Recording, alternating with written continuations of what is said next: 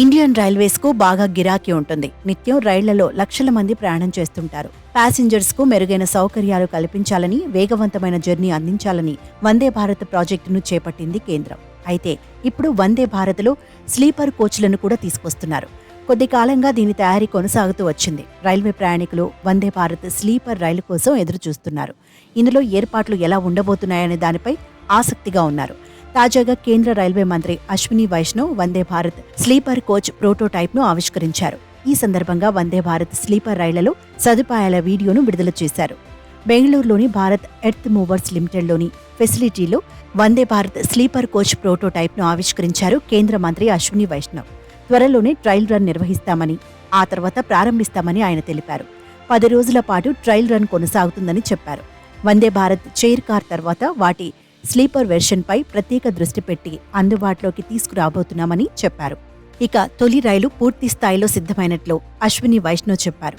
ఇక అంతకుముందు స్లీపర్ కోచ్ను ఆయన పరిశీలించారు. రైలు తయారీలో పాల్గొన్న అధికారులు, సిబ్బందితో మాట్లాడారు. వచ్చే 3 నెలల్లో స్లీపర్ రైలు ప్రయాణికులకు అందుబాటులోకి వస్తుందని ప్రకటించారు. రాబోయే కాలంలో ప్రతి నెల 2 నుంచి 3 రైళ్లను విడుదల చేసేందుకు ప్రణాళికలు సిద్ధం చేస్తున్నామన్నారు.